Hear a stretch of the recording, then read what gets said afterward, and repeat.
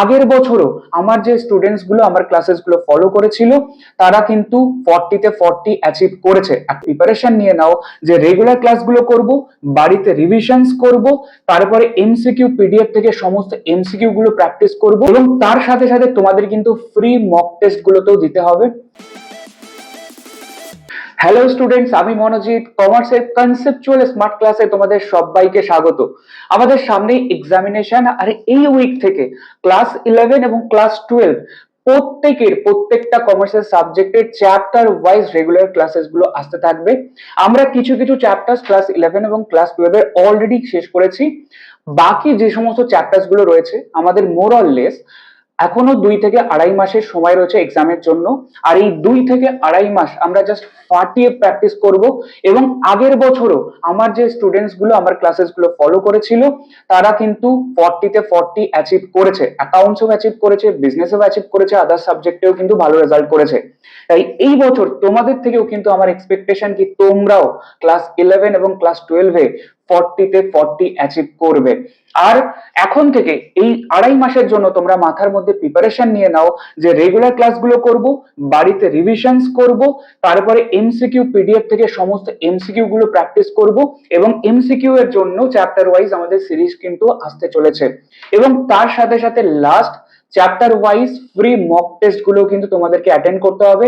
আর তার জন্য হোয়াটসঅ্যাপ অথবা টেলিগ্রাম যে কোনো একটা কমিউনিটি গ্রুপে জয়েন থাকো, সেখানে মক টেস্টের ডেট এবং টাইমিং আমি প্রোভাইড করে দিই এবং এক্সামের টাইমে তুমি বাড়ি থেকে ওএমআর এর মধ্যে এক্সাম দিয়ে আমাকে ফটো তুলে পাঠালে বা কমিউনিটি গ্রুপের মধ্যে ফটো তুলে পাঠালে সেগুলো কিন্তু আমি পার্সোনালি চেক করব যে তোমার কোথায় কোথায় ভুল যাচ্ছে এবং কোথায় কোথায় ইমপ্রুভ করতে হবে।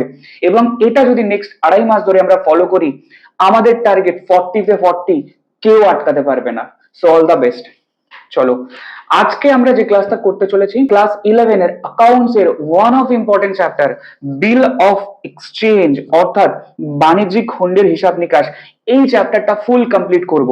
চলো আজকের এই ক্লাসের মধ্যে বিল অফ এক্সচেঞ্জ, তো নামের মধ্যেই বুঝতে পারছি accounting for bills of exchange, তার মানে বিলস নামক কিছু একটা জিনিস হবে, এক্সচেঞ্জ মানে এমন একটা বিলস যেটা কোনো জিনিসের পরিবর্তে একজনের থেকে আরেকজনের কাছে এক্সচেঞ্জ করা যায়, এরকম বিলস এবং তার অ্যাকাউন্টিং বা হিসাব নিকাশ কিভাবে হয় সেটা এই চ্যাপ্টারের মধ্যে আমরা আলোচনা করব। তো সবার আগে আমাদেরকে জানতে হবে যে বিলস কাকে বলে যার অ্যাকাউন্টিং আমরা করতে চলেছি। তো সবার আগে দেখি নেগোশিয়েবল ইনস্ট্রুমেন্টস অ্যাক্ট 1881, যেখানে যেখানে আমি ইয়েলো বা গ্রিন করে রাখছি এই মাস্টার পিডিএফ নোটবুকস এর মধ্যে, এই মাস্টার পিডিএফ নোটবুকসটা তোমরা ডেসক্রিপশন বক্সে লিংক পেয়ে যাবে, সেখান থেকে ডাউনলোড করে নিতে পারবে এবং প্রত্যেকটা চ্যাপ্টারের ইম্পর্টেন্ট মাস্টার নোটবুক কিন্তু আমি প্রোভাইড করে দেবো। তো চলো যেখানে যেখানে গ্রিন বা ইয়েলো করা রয়েছে that is very very important for your MCQ. চলো তো নেগোশিয়েবল ইনস্ট্রুমেন্ট অ্যাক্ট 1881, তাহলে যে আইন অনুযায়ী এই বিলটা ডেফিনেশন দেওয়া রয়েছে বা বিল অফ এক্সচেঞ্জের কথা বলা রয়েছে সেই আইনের নাম হচ্ছে দ্য নেগোশিয়েবল ইনস্ট্রুমেন্টস অ্যাক্ট 1881, অর্থাৎ ভারতীয় হস্তান্তরযোগ্য দলিল আইন 1881।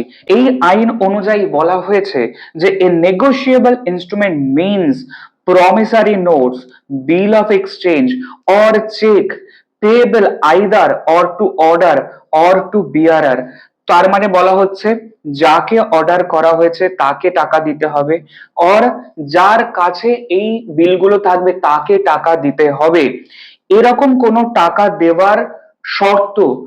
দেওয়ার শর্তের জন্য যদি কোনো প্রমিসারি নোট কাউকে দিই, যদি কোনো বিল অফ এক্সচেঞ্জ কাউকে দিই, যদি কাউকে কোনো চেক দিই, অর্থাৎ এই আইন অনুযায়ী এই তিনটে জিনিসকে অ্যাকচুয়ালি হস্তান্তরযোগ্য দলিল বা নেগোশিয়েবল ইনস্ট্রুমেন্টস বলা হয়। তাহলে সবার ফার্স্ট কনসেপ্ট আমরা জানতে পারলাম যে নেগোশিয়েবল ইনস্ট্রুমেন্ট বা হস্তান্তরযোগ্য দলিল কাকে বলে। সো এই আইন অনুযায়ী তিনটে জিনিসকে আমরা হস্তান্তরযোগ্য দলিল বলবো, promissory note, bill of exchange and cheque. এবার এই তিনটে কাকে কি বলে সেটা আমরা ফার্দার এই চ্যাপ্টারের মধ্যে ডিসকাস করব। সবার আগে দেখি চেক কাকে বলে। চেক কাকে বলে আমরা সবাই জানি, আমাদের প্রত্যেকে একটা করে ব্যাংকে সেভিংস অ্যাকাউন্ট থাকে এবং আমাদের বাড়িতে একটা করে চেক বই থাকে। সেই চেক বইয়ের অর্থ কি? চেক বই হচ্ছে এমন একটা ডকুমেন্টস, এমন একটা নেগোশিয়েবল ইনস্ট্রুমেন্টস বা হস্তান্তরযোগ্য দলিল, যেটার মধ্যে আমি আবার ব্যাংকে আদেশ দিচ্ছি যে চেকের উপরে যার নাম লিখে দিয়েছি সে তোমার কাছে গেলে আমার ব্যাংক অ্যাকাউন্ট থেকে টাকা নিয়ে তাকে পেমেন্ট করে দেবে। এই যে ডকুমেন্টস, এই যে হস্তান্তরযোগ্য দলিল, এই যে নেগোশিয়েবল ইনস্ট্রুমেন্ট, তাকে আমরা চেক বলে থাকি। তাহলে চেক আমরা কখনো কখনো আমাদের জীবনে দেখেছি, সো চেক আমরা বুঝতে পারলাম। এবার দুটো জিনিস সম্পর্কে এই চ্যাপ্টারের মধ্যে এলাবোরেটলি ডিসকাস করা আছে, bill of exchange and promissory note. সবার আগে আমরা দেখবো যে বিল অফ এক্সচেঞ্জ কাকে বলে। বিল অফ এক্সচেঞ্জের বাংলা অর্থ হচ্ছে বাণিজ্যিক হুন্ডি।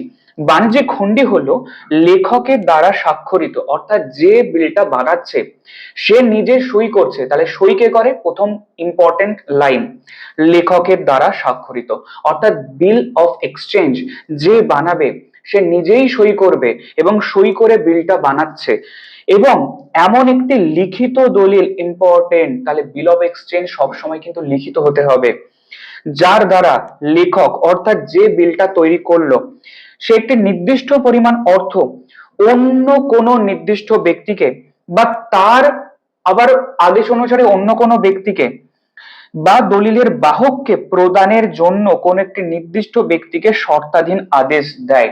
অর্থাৎ আমি বিলের লেখক, আমি বিলটা বানাচ্ছি এবং বিলটা বানিয়ে কোনো একজন অপর ব্যক্তিকে আমি আদেশ দিচ্ছি যে আমি তোমার কাছে টাকা পাই, সো তুমি এই বিলটাতে সই করো এবং সই করে স্বীকৃতি দাও যে এত দিনের মধ্যে তুমি আমাকে টাকাটা পেমেন্ট করে দেবে। এই যে ডকুমেন্টস, এই যে নেগোশিয়েবল ইনস্ট্রুমেন্ট, এই যে আমাদের হস্তান্তরযোগ্য দলিল, সেটাকে আমরা বলবো বিল অফ এক্সচেঞ্জ বা বাণিজ্যিক হুন্ডি। তাহলে এই যে ডেফিনেশনটা আমরা পড়লাম সেখান থেকে তিনটে ইম্পর্টেন্ট এলিমেন্ট আমরা বুঝতে পারলাম, তিনটে ইম্পর্টেন্ট ফিচার্স বা বৈশিষ্ট্য আমরা বুঝতে পারলাম। যে বাণিজ্যিক হুন্ডি কে বানায়? যে পাওনাদার অর্থাৎ যে ক্রেডিটার্স টাকা পাবে, ধরো আমি কারো কাছে টাকা পাই, অনেকদিন ধরে টাকা চাইছি দিচ্ছে না, প্রত্যেকদিন সকালে হয় বন্ধুর বাড়িতে যাই, সো অনেক সময় আমরা জীবনে কি করে থাকি, আমরা আমাদের বন্ধুকে ধার দিয়ে থাকি এবং বন্ধু কোথাও না কোথাও সেটা ভুলেই যায় আর আমাদেরকে টাকা কোনোদিন ফেরতও দেয় না। তো এরকম ভাবে 2 বছর 5 বছর হয়ে গেছে, বন্ধুকে টাকা ধার দিয়েছিলাম, যতবারই টাকা চাই ততবারই বলে দিয়ে দেবো দিয়ে দেবো।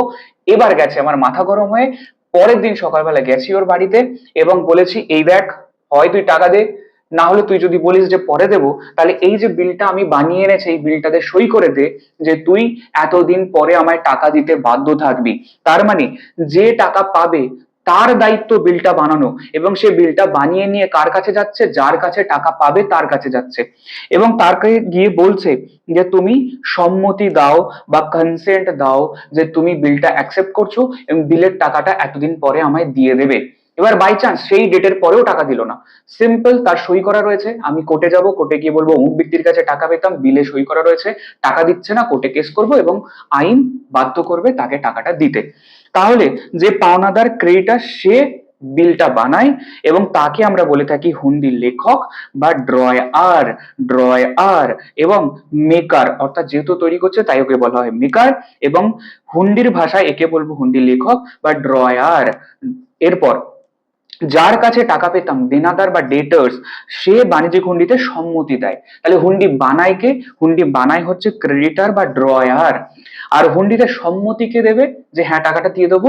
সেটা হচ্ছে ডেটার্স বা দেনাদার বা ড্রয়ি। তাহলে ড্রয়ার আর হচ্ছে ড্রয়ি।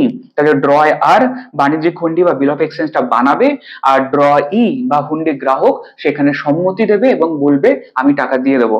এরপর পেই বা হুন্ডি প্রাপক কাকে বলে? দেখো ইন জেনারেল যে ড্রয়ার সে টাকা পাবে বলেই বিলটা বানিয়ে নিয়ে গেছে, নর্মালি তারই টাকা পাওয়ার কথা, যে টাকা পাবে তাকে বলা হয় পেই বা হুন্ডি প্রাপক। এবং অনেক সময় এরকম দেখা যায়, ধরো মনে করো মিস্টার এ বিলটা বানালো এবং বানিয়ে মিস্টার বি এর কাছে নিয়ে গেল, বি সই করে দিল, তাহলে এক্ষেত্রে টাকা পাবে কে? টাকা পাবে হচ্ছে মিস্টার এ এবং টাকা দেবে কে? মিস্টার বি হচ্ছে টাকা দেবে। তাহলে এক্ষেত্রে ড্রয়ার হচ্ছে গিয়ে মিস্টার এ এবং ড্রয়ি হচ্ছে গিয়ে মিস্টার বি। এবার আমি মিস্টার এ আমি টাকা পাবো। এবার মনে করো মিস্টার সি রয়েছে, যে আবার আমার কাছে টাকা পাবে, অর্থাৎ এর কাছে আবার টাকা পাবে কে? সি। এবার সি এর বাড়িতে এসে বলছে টাকা দাও টাকা দাও, তখন এ কি বলছে, এক কাজ করো, আমার কাছে একটা বিল রয়েছে, সেই বিলটা তুমি নিয়ে যাও এবং সেই বিলের টাকাটা 3 মাস পরে তুমি বি এর কাছ থেকে নিয়ে নেবে। রাইট? এই যে মিস্টার এ তার একটা বিল মিস্টার সি কে দিয়ে দিল, তাহলে এই বিলটা অ্যাকচুয়ালি টাকা কে পাচ্ছে? সি পাচ্ছে। তাই এই ক্ষেত্রে সি কে বলা হবে প্রাপক বা পেই। তার মানে এক কথায় বিলের টাকা যে পায় তাকে বলা হয় হুন্ডি প্রাপক বা পেই, যাকে অর্থ প্রদান করে। কে অর্থ প্রদান করে? হুন্ডি গ্রাহক বা ড্রয়ি। রাইট? এরপরে আমরা দেখব এই তিনজন ইম্পর্টেন্ট ব্যক্তি যারা বাণিজ্যিক হুন্ডির জন্য ইম্পর্টেন্ট ছিল: ড্রয়ার, ড্রয়ি অ্যান্ড পেই। এছাড়াও বেশ কিছু সার্কামস্টেন্সে, বেশ কিছু ঘটনায় আরো বেশ কিছু পার্টিস হতে পারে যারা হুন্ডিতে পার্টিসিপেট করে। কি কি? প্রথমত, ধারক বা স্বত্বাধিকারী বা হোল্ডার। হোল্ডার কাকে বলে? যে ব্যক্তি নিজের নামে হুন্ডির অধিকার লাভ করে এবং অধিকার বলে সংশ্লিষ্ট পক্ষের কাছ থেকে অর্থ গ্রহণ বা আদায় করতে পারে, তাকে হুন্ডি ধারক বা স্বত্বাধিকারী বলে। অর্থাৎ যে ব্যক্তির নামে হুন্ডির অধিকার লাভ করে, অর্থাৎ মনে করো মিস্টার এ কি করেছে, বিলটা প্রথমে পেয়েছিল এবং সেই বিলটা আবার সি কে দিয়ে দিয়েছে, তাহলে এখন হুন্ডিটা বা বিলটা কার কাছে আছে? হুন্ডিতে কার নাম লেখা আছে? অর্থাৎ এ কার নাম লিখে দিয়েছে? সি এর নাম লিখে দিয়েছে, তাহলে হুন্ডিটা এখন রয়েছে সি এর কাছে। তাহলে এই ক্ষেত্রে যেহেতু হুন্ডিটা এখন বর্তমানে সি এর কাছে রয়েছে, তাই সি কে আমরা বলবো হোল্ডার অফ দ্য বিল বা ধারক। রাইট? এরপর হোল্ডার ইন ডিউ কোর্স কাকে বলে? দেখো, হোল্ডার মানে যার কাছে বিলটা আছে তাকে আমরা হোল্ডার বলছি। নিয়ম অনুসারে ধারক বা হোল্ডার ইন ডিউ কোর্স কাকে বলে? অনেক সময় এরকম দেখা যায়, কোনো ব্যক্তি বা প্রতিষ্ঠান কোনো জিনিস বিক্রি করছে। ধরো মনে করো আমি একটা দোকানদার, আমি দোকানদার কি করছি, আমি একটা তোমাকে জিনিস বিক্রি করলাম, তার বিনিময়ে তুমি কি করবে, আমাকে টাকা পেমেন্ট করবে।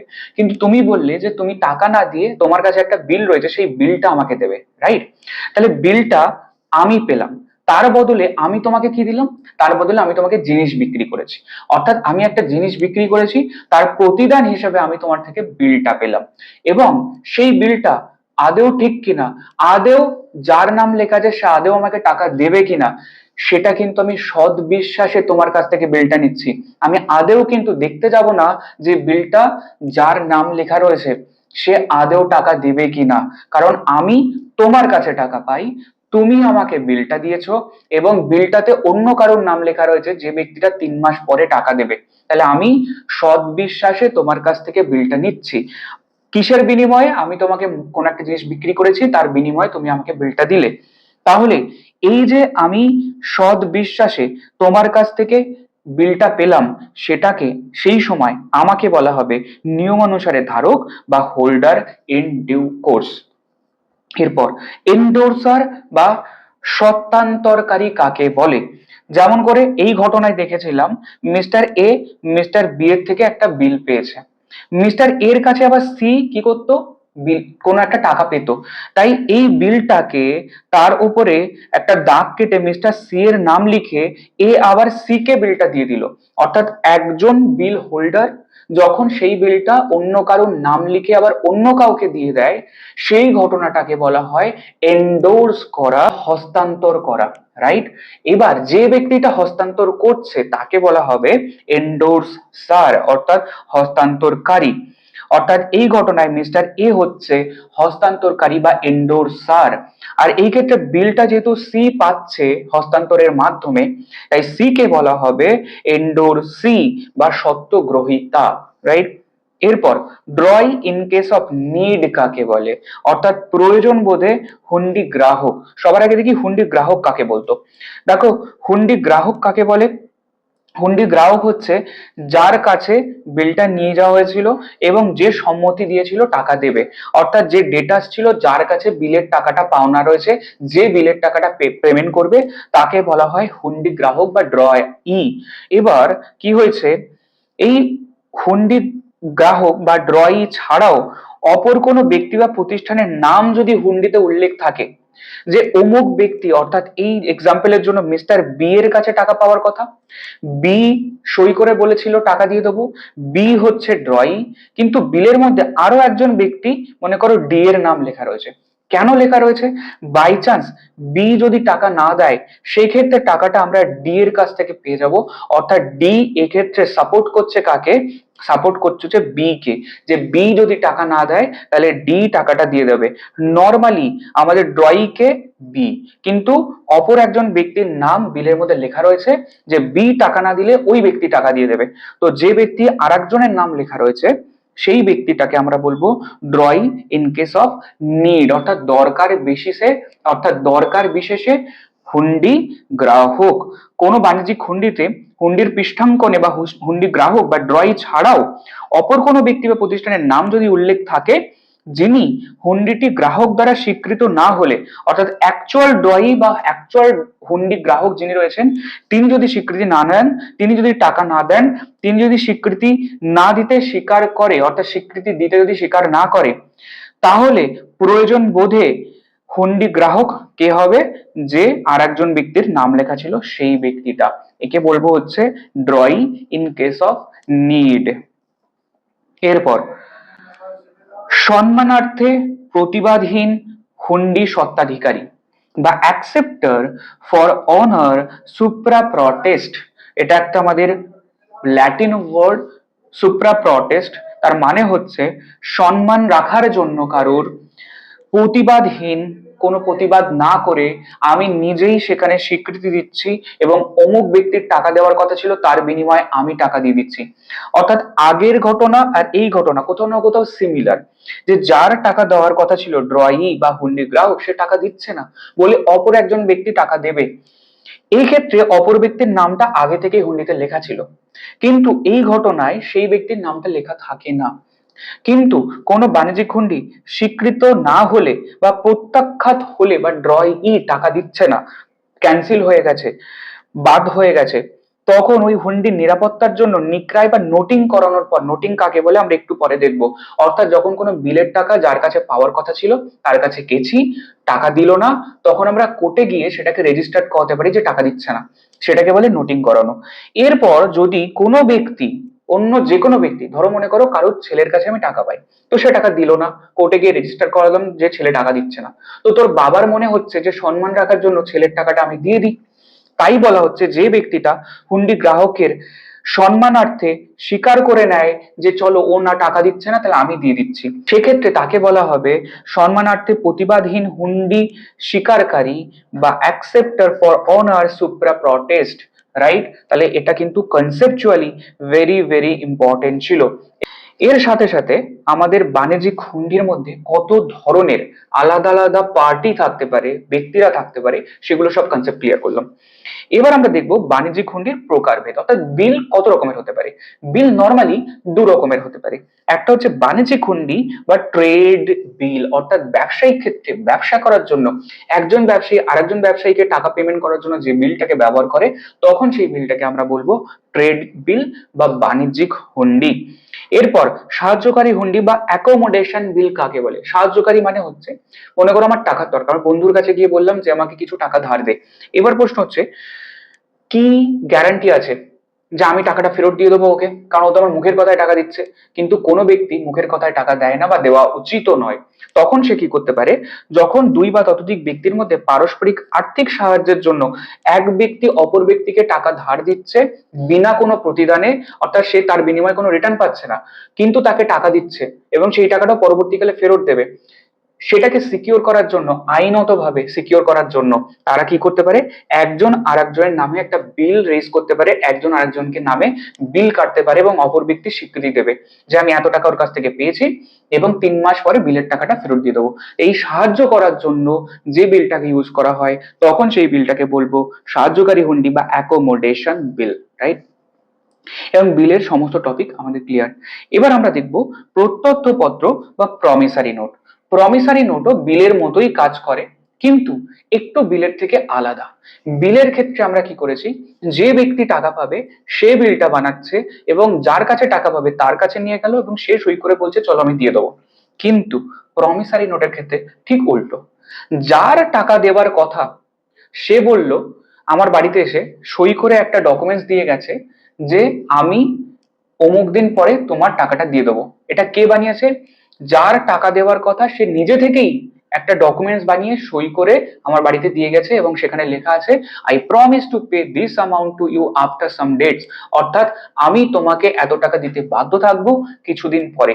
সেটা হচ্ছে গিয়ে প্রমিসারি নোট, অর্থাৎ পার্টিগুলো কিন্তু চেঞ্জ হয়ে গেল। দেখো প্রমিসারি নোটের ক্ষেত্রে কি হবে, যে ডেটার্স অর্থাৎ যে টাকা দেবে সে প্রমিসারি নোটটা বানাবে, he is the maker of the promissory note, এবং সেক্ষেত্রে তাকে কি নামে ডাকা হবে? প্রমিসার, প্রমিসার নামে ডাকা হবে।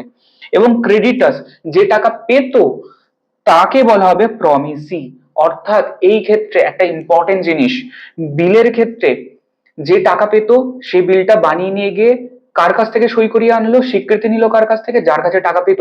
অর্থাৎ বিলের ক্ষেত্রে স্বীকৃতির প্রয়োজন হয়, অর্থাৎ যার কাছে টাকা পাই তার কাছে গিয়ে সই করাতে হবে যে তুমি স্বীকৃতি দাও যে তুমি আমার টাকা দিয়ে দেবে।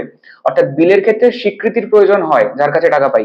কিন্তু আমাদের প্রমিসারি নোটের ক্ষেত্রে কিন্তু স্বীকৃতির প্রয়োজন হয় না, acceptance is not required. Very very important, এখান থেকে কিন্তু আমাদের এমসিকিউ আসে, রাইট? তাহলে বিলের জন্য স্বীকৃতির প্রয়োজন হয় কিন্তু প্রমিসারি নোটের জন্য কোনো স্বীকৃতির প্রয়োজন হয় না। কেন? কারণ প্রমিসারি নোটটা কে বানাচ্ছে? যে টাকা দেবে সেই বানাচ্ছে, সেই সই করে বলছে যে আমি টাকা দিয়ে দেবো। তাহলে কার কাছ থেকে স্বীকৃতি করাবো? কোনো স্বীকৃতির দরকার নেই, কারণ আমি টাকা দেবো, আমি সই করে ডকুমেন্টস বানিয়ে দিলাম যে আমি টাকা দিয়ে দেবো, ব্যাস এটাই গ্যারান্টি। এরপর বিল, প্রমিসারি নোট এবং চেক সমস্ত কনসেপ্ট আমরা শিখে নিয়েছি। এবার এই চ্যাপ্টারের মধ্যে বেশ কিছু অ্যাকাউন্টিং ট্রিটমেন্টস থাকে, অর্থাৎ ক্যালকুলেশনের অঙ্ক থাকে, ক্যালকুলেশনের এমসিকিউ থাকে। সেই অ্যাকাউন্টিং পার্টস গুলো, সেই অ্যাকাউন্টিং এর টপিকস গুলো আমরা এবার শিখবো। দেখো অ্যাকাউন্টিং ফর বিল, বিলের যখন আমরা অ্যাকাউন্টিং করব তার মধ্যে বেশ কিছু দিন, বেশ কিছু ডেটস, বেশ কিছু আমাদের ওয়ার্ড ইউজ হবে। সেই ওয়ার্ড গুলোর মিনিং কি সেটা আমরা সবার আগে শিখবো।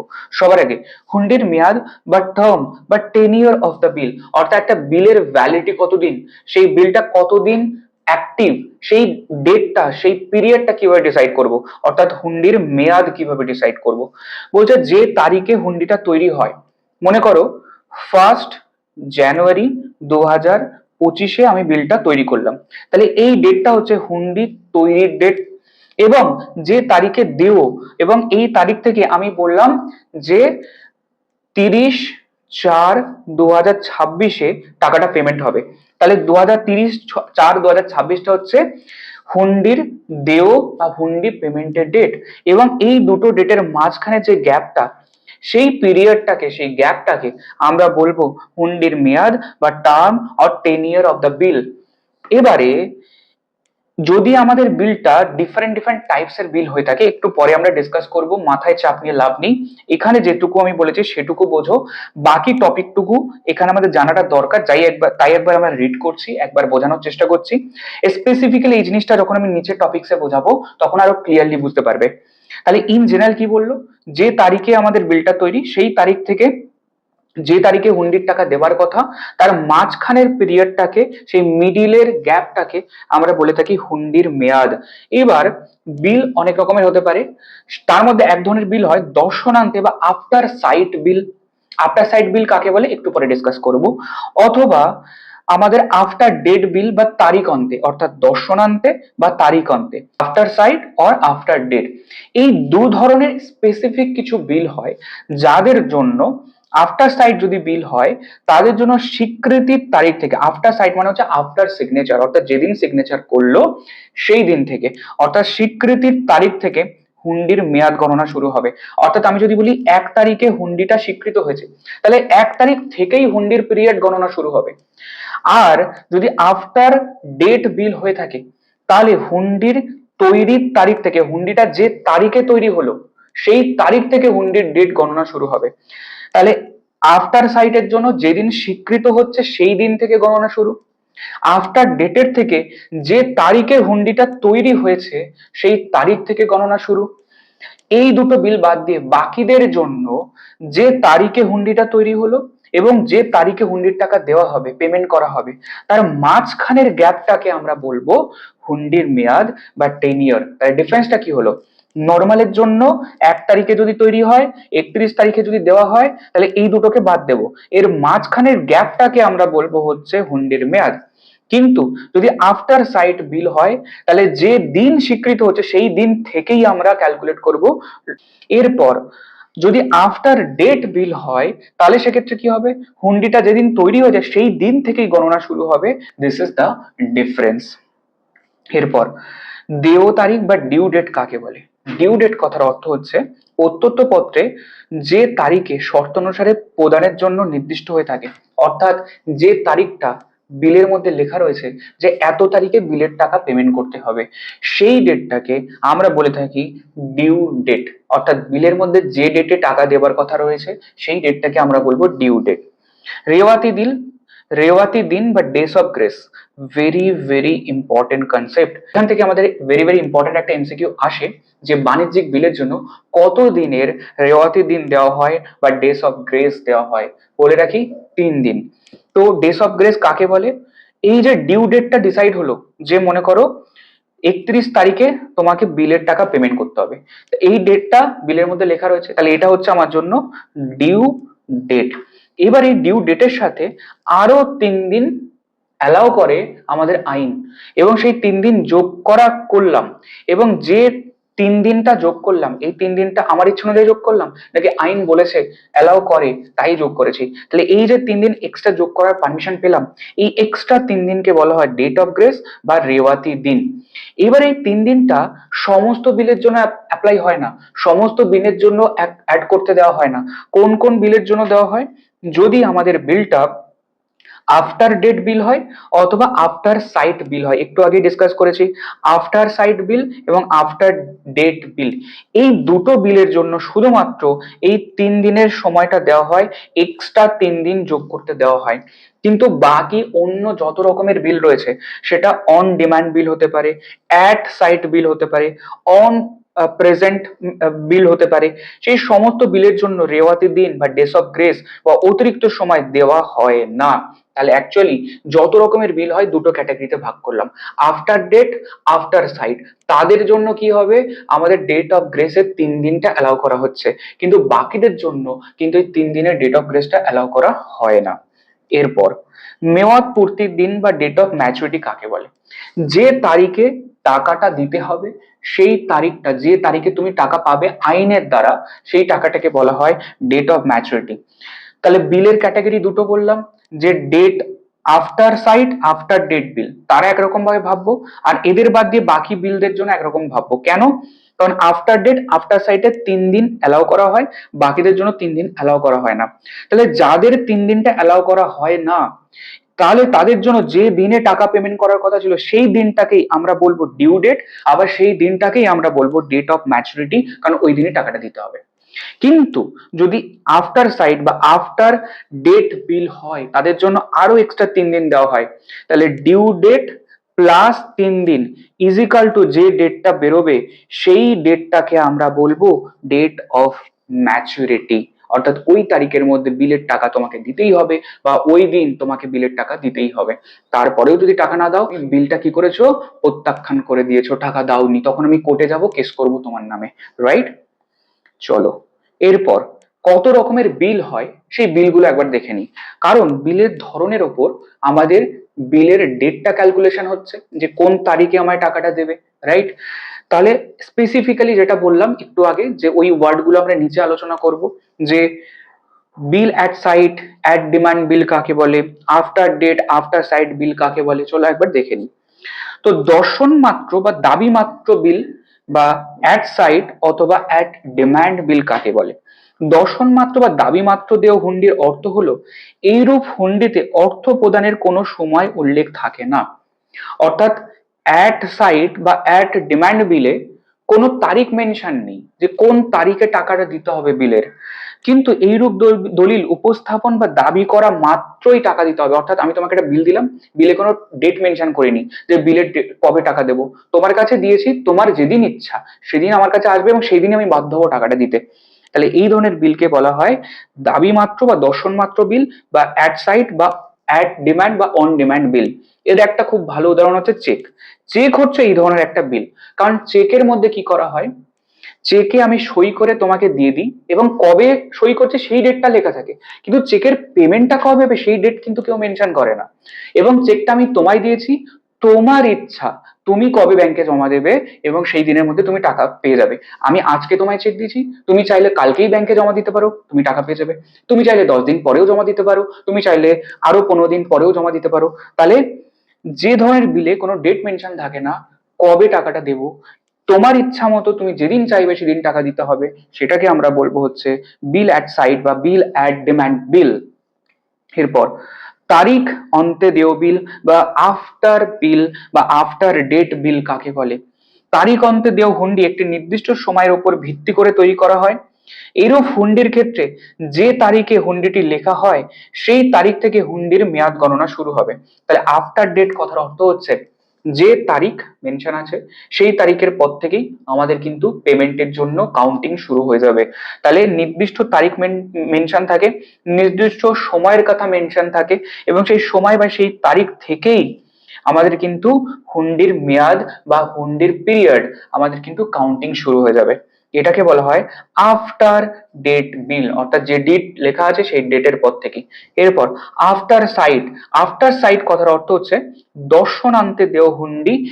এক্ষেত্রে একটি নির্দিষ্ট সময়ের উপর ভিত্তি করে তৈরি করা হয়, অর্থাৎ এক্ষেত্রেও একটা নির্দিষ্ট টাইম থাকে যে 3 মাস পর 4 মাস পর একটা, রাইট, কোনো ডেট লেখা নেই কিন্তু বলা হচ্ছে যে 3 মাস পরে টাকা দেবো।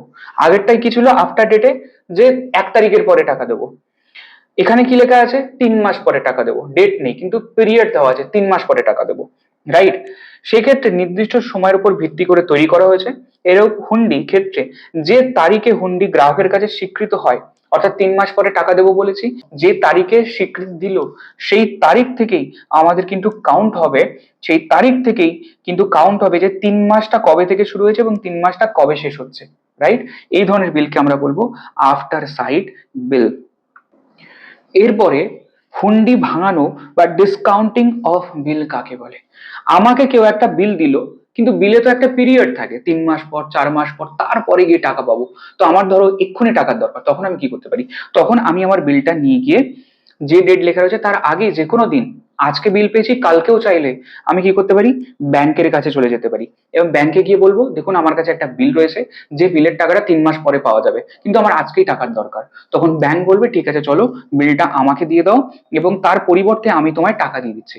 হ্যাঁ, এটার জন্য ব্যাংক কিছু টাকা কেটে নেবে এবং তার বিনিময়ে বাকি টাকাটা আমার দিয়ে দেবে। তাহলে আমার 3 মাস ওয়েট করতে হলো না, আমি আজকেই টাকা পেয়ে গেলাম, আজকেই টাকার দরকার ছিল। তাহলে এইভাবে কোন একটা বিল ব্যাংকের কাছে নিয়ে গিয়ে ব্যাংক যখন সেই বিলের পরিবর্তে আমায় টাকা দিয়ে দেয় তখন সেই ঘটনাটাকে বলা হয় হুন্ডি ভাঙানো বা ডিসকাউন্টিং অফ বিল, রাইট। এরপর হুন্ডির সত্তান্তর বা পৃষ্ঠাঙ্কন বা এন্ডোর্সমেন্ট অফ বিল কাকে বলে? আগেই ডিসকাস করেছি। আমার কাছে একটা বিল রয়েছে, সেই বিলের ওপর অন্য কারোর একটা নাম লিখে সেই বিলটা এখন আমি অন্য কাউকে দিয়ে দিলাম, এই ঘটনাটাকে বলা হয় এন্ডোর্স করে দেওয়া, হস্তান্তর করে দেওয়া, অর্থাৎ এন্ডোর্সমেন্ট অফ বিল। এরপর বিল সেন্ড ফর কালেকশন কাকে বলে? অর্থাৎ আমার মনে করো 3 তারিখে বিল ডিউ হয়ে গেল, 3 তারিখে টাকা পাওয়ার কথা, কিন্তু মিস্টার সি এর বাড়িতে যেতে হবে টাকা আনার জন্য, কিন্তু আমার ইচ্ছা হচ্ছে না যাওয়ার জন্য বা আমার সময় নেই টাকা নেওয়ার জন্য। আমি কি করতে পারি, সিম্পলি বিলটাকে নিয়ে গিয়ে ব্যাংকে জমা দেবো এবং ব্যাংকে বলবো আপনি আমার হয়ে এই বিলের টাকাটা ওর কাছে কালেক্ট করে নিয়ে আসুন, রাইট। এবং ব্যাংক আমার হয়ে কালেক্ট করবে, তার জন্য ব্যাংক আমার কাছ থেকে কিছু টাকা কেটে নেবে যাকে বলা হয় কালেকশন চার্জেস, এবং এই ঘটনাটাকে বলা হয় বিল সেন্ড ফর কালেকশন। এরপর হুন্ডি প্রত্যাখ্যান বা ডিসঅনার অফ বিল কাকে বলে?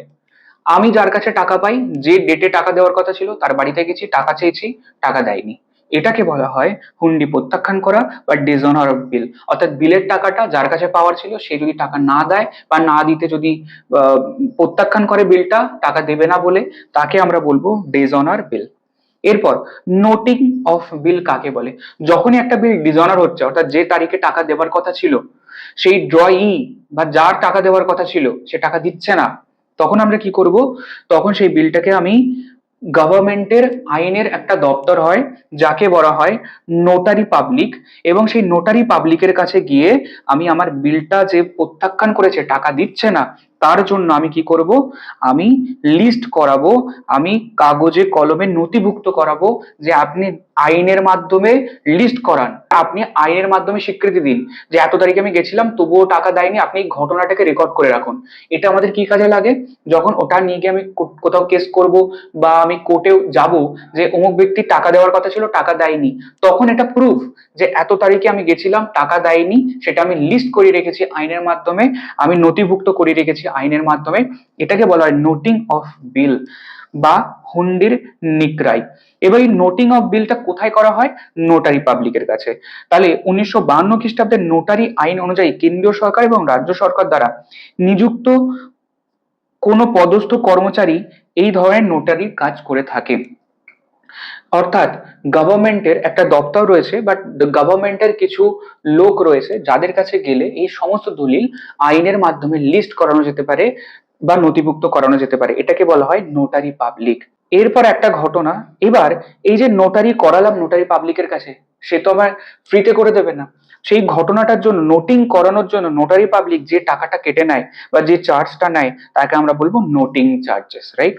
এরপর লাস্ট ঘটনা, প্রোটেস্টিং অফ বিল কাকে বলে, হুন্ডি প্রত্যাখ্যাত হলে বা হুন্ডির টাকা যদি না পাওয়া যায়, যার দেওয়ার কথা ছিল সে টাকা দেয়নি, তাহলে হুন্ডি প্রাপক বা ধারক লেখ্য প্রমাণক বা নোটারি পাবলিকের কাছ থেকে প্রত্যাখ্যানের বিশদ তথ্য সহ যে শংসাপত্র বা সার্টিফিকেট নেয় তাকে হুন্ডির সিকিউরাই বা প্রোটেস্টিং অফ বিল বলে থাকি। অর্থাৎ প্রত্যাখ্যাত হয়েছে, আমি কি করলাম, নোটারি পাবলিকের কাছে গেলাম এবং নোটারি পাবলিক আমার কাছে কি করলো, নোটিং চার্জেস নিল এবং সেই চার্জ নিয়ে নথিভুক্ত করালো যে অমুক ব্যক্তি টাকা দেয়নি এবং তার বিনিময়ে আমাকে একটা সার্টিফিকেট দেবে, সেই সার্টিফিকেটটাকে আমরা বলবো প্রোটেস্টিং অফ বিল বা হুন্ডির সিকিউরাই, রাইট। এরপর আমাদের সমস্ত কনসেপচুয়াল টপিক কমপ্লিট। এইবার আমি বলেছিলাম এই চ্যাপ্টারে কিছু ম্যাথমেটিক্যাল পার্ট থাকে, এই চ্যাপ্টারের মধ্যে কত তারিখে বিলের টাকা দেওয়া হবে সেই ম্যাচুরিটি ডেট ক্যালকুলেশনের জন্য আমাদের দুটো তিনটে এমসিকিউ আসতে পারে, ভেরি ভেরি কনসেপচুয়াল। আমরা আজকের ক্লাসের মধ্যে যতগুলো ডিফারেন্ট ডিফারেন্ট টাইপসের অফ বিল দেখলাম, at sight bill, after date bill, after sight bill, এই কনসেপ্ট গুলো ভালো করে লিখে লিখে বুঝে বুঝে উদাহরণ সহ প্র্যাকটিস করো, রেকর্ডেড ক্লাসটা ভালো করে রিভিশন করো, তারপরে তোমরা অঙ্ক করতে বসবে, কোনো অঙ্ক আটকাবে না। তাহলে ওই টপিকগুলো থেকে আমরা যে যে বিলগুলো দেখলাম সেই বিলের ম্যাচুরিটি দিন বা মেয়াদ পূর্তির দিন কিভাবে ক্যালকুলেট করবো সেই রুলসটাকে একবার দেখি। যদি দাবি মাত্র বা অন ডিমান্ড বিল হয়ে থাকে তাহলে বলবো সেক্ষেত্রে যে তারিখে লেখা হয়েছে বিলটা সেই তারিখেই দলিলের মেয়াদ পূর্তি হয়। অর্থাৎ দাবি মাত্র দেয় প্রত্যর্থপত্র বাণিজ্যিক খণ্ডি যে তারিখে লেখা হয়েছে সেই তারিখেই আমরা কি বলবো, মেয়াদ পূর্তির দিন বা অন ডিমান্ড বিল। অর্থাৎ যে তারিখে আমি যাব তোমার কাছে সেই তারিখেই আমার টাকাটা দিতে হবে, সেটাই হচ্ছে আমাদের ম্যাচুরিটির দিন। যেমন করে চেকের জন্য বলেছিলাম, চেক যেদিন নিয়ে যাবো ব্যাংকে সেদিন টাকা দিতে হবে, সেটাই হচ্ছে ম্যাচুরিটি চেকের, রাইট। এরপরে দেখো দর্শন মাত্র বা উপস্থাপন মাত্র অ্যাট সাইট বা অন প্রেজেন্টমেন্ট, মানে যেদিন আমি তোমার কাছে উপস্থাপন করব বিলটা সই করে দাও বা স্বীকৃতি দাও, অথবা যেদিন আমি গ্রাহকের কাছে উপস্থাপন করব সেই ডেটটাকেই বলা হবে এই ধরনের দলিলের মেয়াদ পূর্তির দিন। অন ডিমান্ড বিল এবং অ্যাট সাইট বিল কোথাও না কোথাও সিমিলার টাইপস, রাইট। তাহলে অন ডিমান্ড বিল আর অ্যাট সাইট বিল কোথাও না কোথাও সিমিলার টাইপস। এক্ষেত্রে কি হলো, যেদিন আমি তোমার কাছে নিয়ে যাচ্ছি সেই দিনেই তুমি টাকা দিতে হবে, আমার ইচ্ছা আমি কবে যাব। এবার এই ঘটনাটা দুরকম ঘটনা ঘটছে, একটা হচ্ছে অন ডিমান্ড, যে আমি যেদিন ডিমান্ড করছি সেদিন টাকা দাও, সেদিন আমি তোমার সই করতে বলছি না, অর্থাৎ তুমি আগে থেকে সই করে রেখেছো কিন্তু ডেট লেখা নেই, আমি সই করা বিলটা যেদিনই তোমার কাছে নিয়ে যাবো সেদিন টাকা দিতে হবে, এটা হচ্ছে অন ডিমান্ড বিল। কিন্তু অ্যাট সাইট বিলের জন্য একটু ডিফারেন্স কি হচ্ছে, এক্ষেত্রেও আমি যেদিন চাইবো সেদিন টাকা দিতে হবে কিন্তু আগে থেকে তোমার সই করা নেই, অর্থাৎ সেই বিলটা তোমার কাছে নিয়ে যাবো, তুমি সই করবে এবং সেই দিনই তোমায় টাকা দিতে হবে আমার ইচ্ছা অনুযায়ী, রাইট। সেটা হচ্ছে অ্যাট সাইট বিল।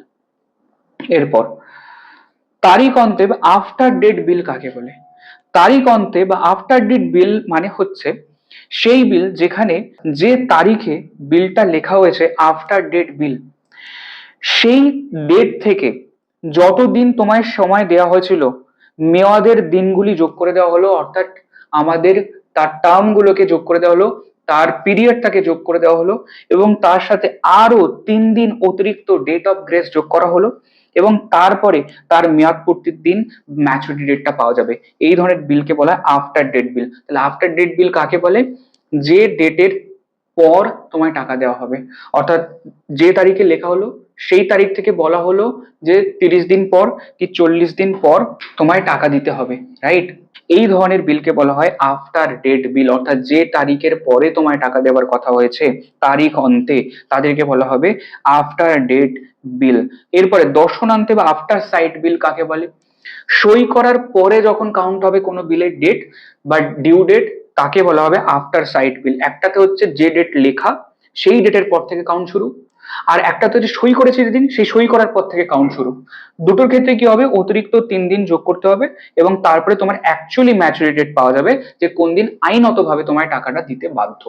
চলো, এই দুটো বিলের ক্ষেত্রেই এবং বাকি বিলদের ক্ষেত্রে ডিউ ডেট বা ম্যাচুরিটি ডেটটা আমরা কিভাবে বার করব তার ম্যাথামেটিক্যাল কিছু ক্যালকুলেশন আমরা দেখে নিই এবং এই চ্যাপ্টারটা আমাদের পুরো 100% কমপ্লিট হয়ে যাবে। চলো, এরপর দাবি মাত্র বা অন ডিমান্ড, দর্শন মাত্র বা অন সাইট, উপস্থাপন মাত্র বা অন প্রেজেন্ট বিলের জন্য যেদিন আমাদের ডিউ ডেট বা যেদিন আমি ডিমান্ড করছি, যেদিন আমি প্রেজেন্ট করছি, যেদিন আমি সই করছি সেই দিনই টাকা দিতে হবে। তাহলে এদের জন্য কোনো এক্সট্রা 3 দিন বা রেওয়াতি দিন দেওয়া হয় না, যেদিনই যাব সেদিনই তার ম্যাচুরিটি ডেট, রাইট? এদের জন্য ডেট অফ গ্রেসের কোনো ঝামেলা নেই। বাকিদের জন্য দুটো ধরনের বিল বললাম, আফটার ডেট বিল আর আফটার সাইট বিল। এদের জন্য কি হবে? যদি কোনো দলিলে কয়েক মাস পরে দেয় উল্লেখ থাকে, ধরো মনে করো 2 মাস পরে টাকা দেবো এরকম লেখা রয়েছে কোনো বিলের জন্য, তাহলে কোনো মাসে কতদিন আছে তা বিবেচনা না করে পুরো ক্যালেন্ডার মান্থ অর্থাৎ পুরো মাসটাকে ক্যালকুলেট করতে হবে। সেই মাসে 30 দিন আছে না 28 দিন আছে দেখে লাভ নেই। আমি বললাম 3 মাস পরে টাকা দেবো, একটা এক্সাম্পল দেখি। ধরো আমাদের 1 জানুয়ারি 2022-এ আমরা বিলটা স্বীকৃতি দিলাম, অর্থাৎ যার কাছে টাকা পাওয়ার ছিল সে সই করে দিল এবং স্বীকৃতি দিল যে 3 মাস পরে টাকা দেবো, রাইট? তাহলে এখানে একটা পিরিয়ড বলে দেওয়া হলো যে 3 মাস পরে টাকা দেবো। এবারে 3 মাসটা কিভাবে ক্যালকুলেট হবে? 1 জানুয়ারি 2022-এ বলেছে এবং তার সাথে এই 3 মাসটা যেদিন শেষ হবে সেই 3 মাস থেকে আরো 3 দিন আমাদের যোগ করতে হবে, যাকে আমরা বলবো ডেট অফ গ্রেস। তাহলে আমরা অঙ্কটা একবার দেখি, তাহলে আমরা ভালোভাবে বুঝতে পারবো। তো অঙ্কে আমাদের কি বলছে? 1 জানুয়ারি 2022-এ স্বীকৃতি দেওয়া হয়েছে, তাহলে আমরা বলতে পারি 1 জানুয়ারি 2022 এটা আমাদের কি হয়েছে?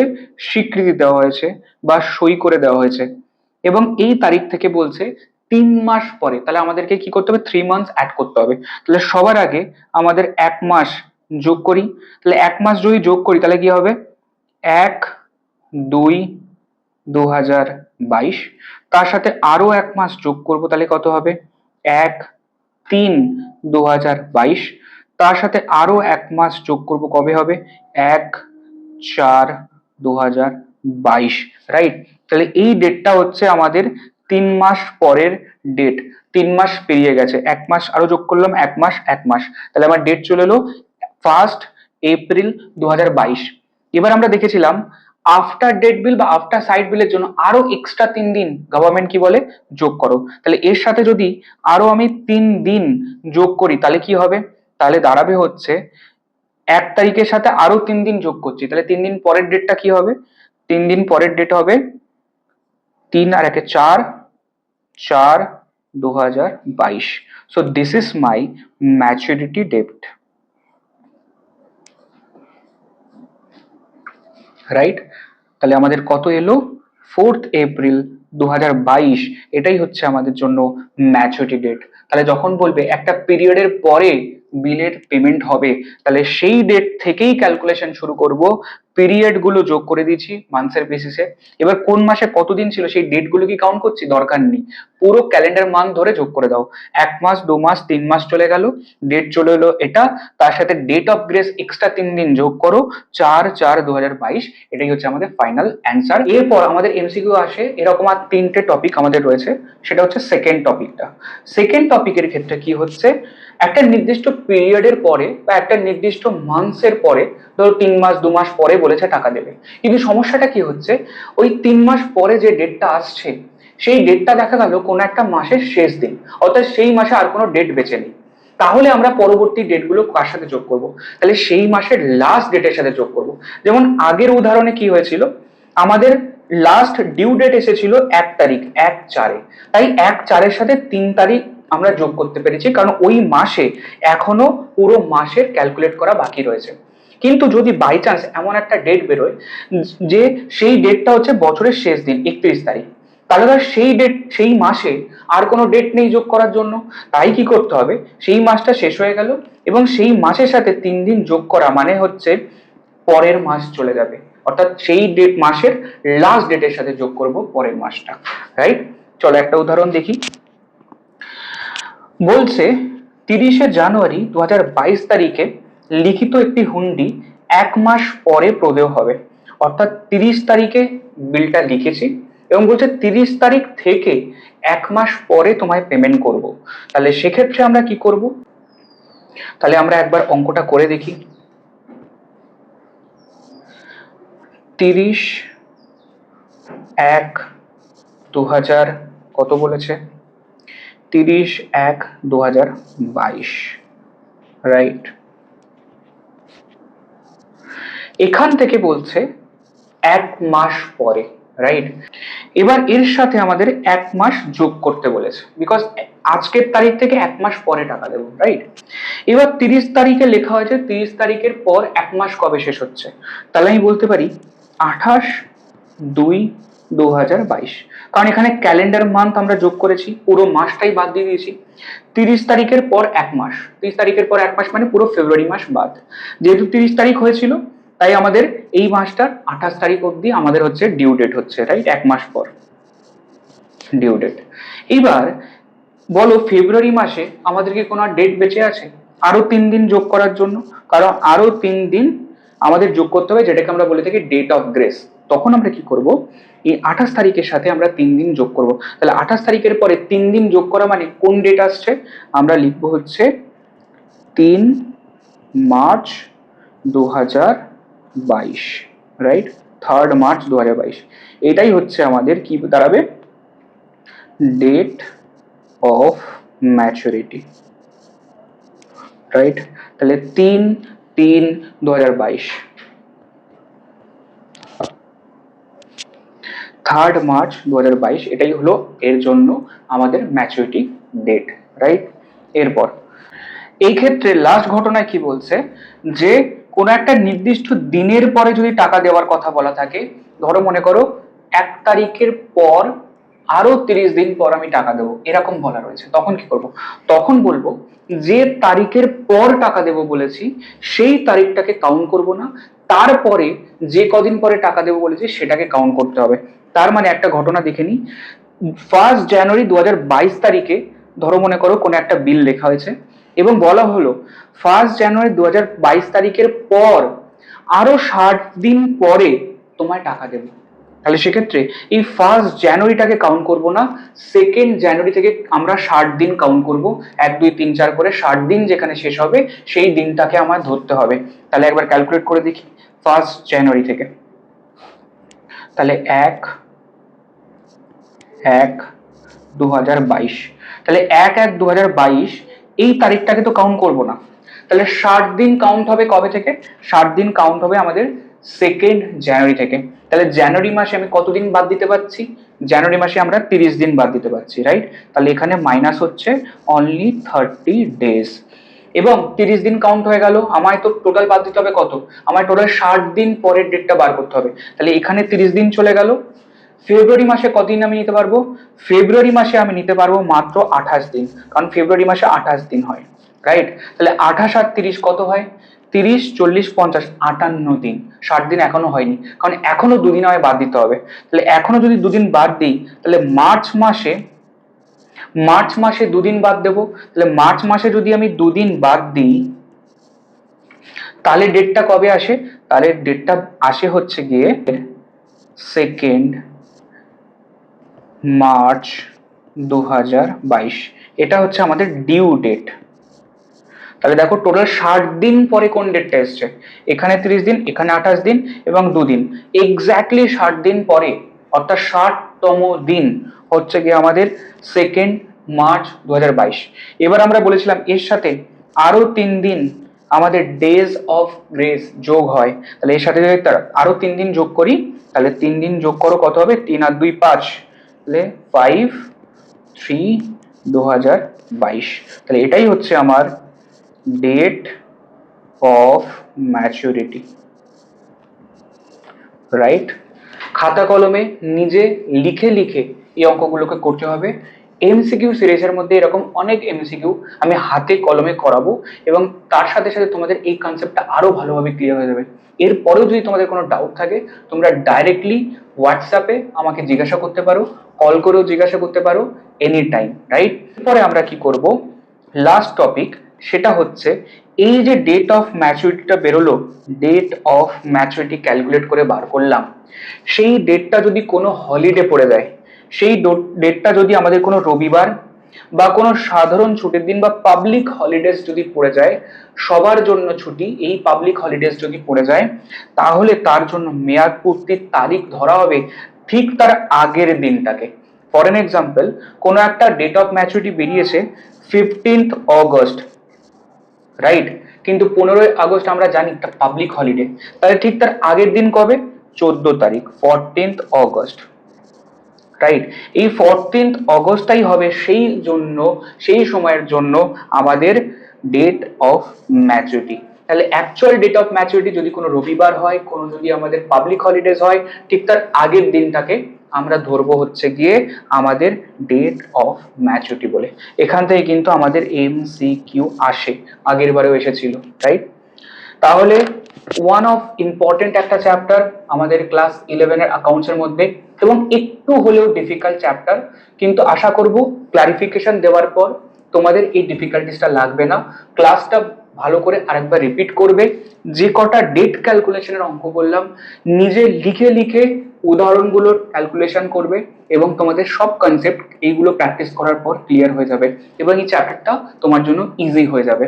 এরপর বাকি চ্যাপ্টার্স গুলো অন্যান্য সাবজেক্টও আমরা একটা একটা করে কমপ্লিট করব, দেন এমসিকিউ সিরিজ আমরা করব, এবং mock test paper free for all available আসতে থাকবে হোয়াটসঅ্যাপ এবং টেলিগ্রাম কমিউনিটির মধ্যে। তোমরা সেখানে জয়েন করো এবং এই টেস্টগুলো দিতে থাকো, এবং একটা একটা করে চ্যাপ্টার্স কমপ্লিট করতে থাকো, এবং আমরা আমাদের টার্গেট 40-তে 40 সেই লক্ষ্যে আমরা পৌঁছবো। তোমাদের যদি আমার ক্লাসগুলো ভালো লেগে থাকে, তাই তোমার কমার্সের সমস্ত বন্ধুদের কাছে শেয়ার করো, যাতে তারাও এই ভিডিওগুলো, এই মক টেস্টগুলো অ্যাক্সেস করতে পারে। তাহলে আমাদের আজকের ক্লাস এই পর্যন্ত, তোমাদের সাথে দেখা হবে পরবর্তী ক্লাসে। So thank you so much.